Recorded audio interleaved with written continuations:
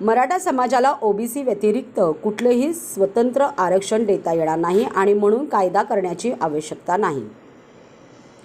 मागासवर्गीय आयोगाचा अहवाल आल्यानंतर मराठा समाज इतर मागासवर्गांसाठी असलेली पात्रता पूर्ण करेल, म्हणजेच ते ओबीसी ठरतील। हा निर्णय मंत्रिमंडळाच्या बैठकीतही घेता येईल।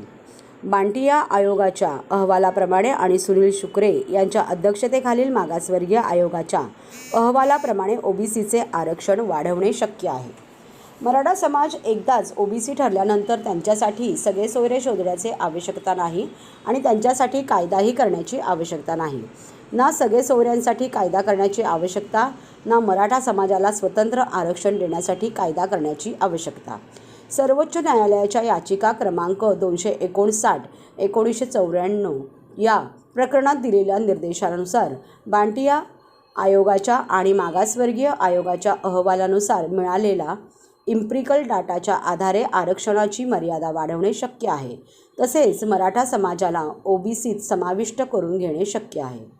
भारतरत्न कर्पूरी ठाकूर यांच्या फॉर्म्युल्याप्रमाणे राज्यात आरक्षण देणे शक्य आहे। मागासवर्गीय आयोगाचा अहवाल आल्यानंतर मराठा समाज हा मागासवर्गीय ठरणार आहे। त्यांना ओबीसीमध्येच टाकावं लागेल। त्यांना ओबीसी शिवाय इतर कुठलंही आरक्षण देता येणार नाही आणि म्हणून शासनाचा जो प्रयत्न आहे की आम्ही कुठल्या दुसऱ्या आयोग काहीतरी वेगळं आरक्षण देऊ आणि कायदा करू, हे चुकीचं होईल। दुसरं असं आहे की जे याच्यापूर्वी बांटिया आयोगाने जो रिपोर्ट दिला त्याच्यात 37.70 जे एम्पिरिकल डाटा मिळालेला आहे आणि आता शुक्रे मागासवर्ग आयोगाचा जो अहवाल मिळेल त्याच्यात मराठा किती हे कळेल।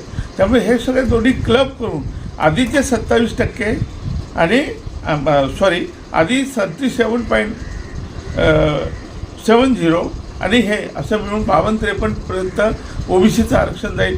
तेव्हा त्या वेगळं काही कायदा करण्याची गरज नाही आहे आणि वेगळं आपल्या सगळ्या सोयऱ्यांसाठी सुद्धा कायदा करण्याची गरज नाही आहे। कारण एकदा ते ओबीसी ठरले तर सगळ्यांनाच मराठा समाजाला ओबीसीचं आरक्षण मिळणार आहे। त्या आता सगळे सोयरे किंवा नोंदी बघण्याची ह्याची सुद्धा आवश्यकता नाही आहे आणि त्यामुळे सरकारने चुकावर चुका करू नये। आधी चुका केल्या होत्या, हे संसद हा मराठा समाजाचा फारच संवेदनशील असा विषय आहे। तुम्ही परत चुका कराल, कोर्टात अडकल्यानंतर ते असं न करता सर्वोच्च न्यायालयाचा जे 259/94चा जो निकाल आहे त्यानुसार आपण 50%च्या वर आरक्षण देऊ शकतो, कारण आपल्याकडे इम्पिरिकल डाटा उपलब्ध झाला आहे।